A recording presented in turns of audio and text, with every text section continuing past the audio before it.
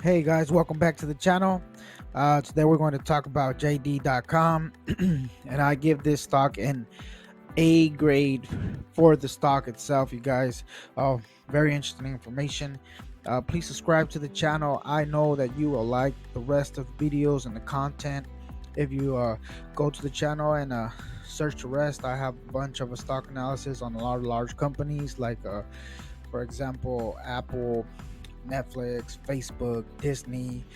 So please go ahead and do that right now. And right now we're going to talk about JD.com business overview. Okay, guys. So just a quick overview, you guys. The company's revenue was 82.8 billion US dollars. Okay, for the year 2019. So that's 82.8 billion dollars, you guys. Okay, more than Alibaba, sitting at 54.6 billion dollars in revenue. So that just goes to show what kind of company JD is. Okay, guys. So JD, you guys, is considered to be the Amazon of China. Okay, uh, Jingdong Chinese e-commerce with the cutest logo. Okay, so it's JD.com, the number two largest e-commerce uh, and logistics company, you guys. So okay, so just so you know, has over 137,000 employees. Alibaba only has 65,000 employees. Okay, guys, so that just goes to show you um, who the leader is in terms of who's the next Amazon in China. Okay, guys, so don't get me wrong, Alibaba is a really strong company and all, but it's not creating as much revenue as JD.com. JD.com is really moving towards the number one spot in the e-commerce and logistics section over there in China. So yeah, you guys. Okay, and this is something I just figured out, as I was doing an analysis on this company, you guys. So this is fairly new to me also, and but I'm really pleased to share this with you guys. Okay, so Walmart. Okay, we have here Walmart, Tencent, and Google. Okay, Google invested 550 million into JD.com. We started from the bottom up, you guys. Tencent owns 20% stake in the company, and Walmart owns 11% stake in the company. Okay, guys. So JD is backed by some really big companies like Google, Tencent, and Walmart, you guys. And this shows that company is really serious, and a lot of big companies are getting really serious into JD.com, and JD.com is just moving along very well. um, it's expanding its business, it's expanding its logistics business and the retail business. And not only that, but they have this new these stores out where people can actually go to these stores and buy foods, fresh foods. Okay, and that's where they came along with the connection with Walmart. So also, Tencent owns 20% stake in JD.com, you guys, and Tencent is one of the largest holdings companies in China, you guys. That's another stock that we're going to be talking about. And of course, you guys, you saw at the bottom, Google. Okay, Google actually bought shares of JD, so it just makes it a lot more interesting. Okay, current stock price is at $50, and believe it or not, guys, I bought some in the morning. Okay, but okay, so I'm just gonna move along here because I don't want to. Book value 7.83, debt to equity 0.18, return on investment 9.10%, revenue is 82.8 billion, net income is 1.75 billion, and a PB ratio of 5.98. So the stock is overpriced by 6 times its regular price, which is 7.83, you guys. But at this point, you guys, if JD.com can deliver, okay, this year, and actually create some income, then we can go a long way, you guys. This is going to be um, one of the stocks that potentially can be worth 300, 400, 500 in the next 10 years. So yeah, very interesting, you guys. I mean, you just imagine if they're trying to create something like sort of what Amazon has done, and it's working very well for them, you guys. The only problem that they have been having is that they haven't created as much revenue as I mean, not revenue, you guys. They haven't created as much profits for the year. So That's the only thing that's been holding this stock back, but as the years move along, we'll see.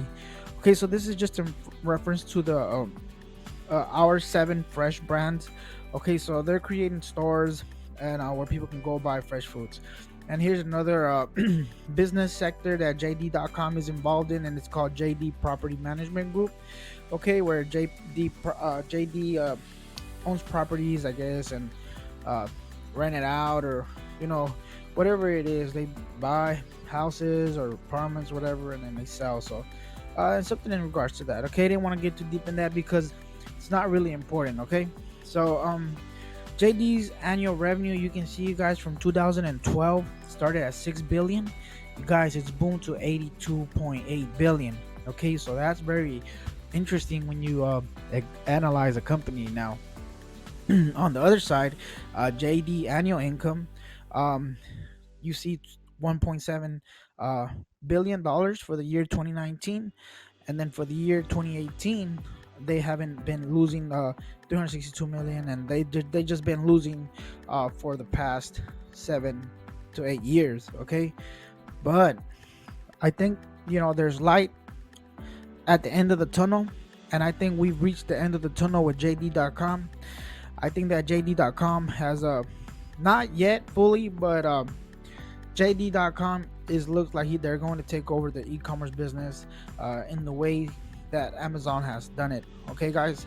JD annual total assets 37.3, and then we have 2018 30.4 billion, and then so on and so forth. Okay, guys. So 2012 only 2.9 billion dollars in assets, and then JD.com's total liabilities sitting at 25.1 billion, 21.5 billion. So not that bad. Okay, guys, not that bad. Not too many assets as of now, but 37 billion is a lot of assets if you ask me, but others might disagree.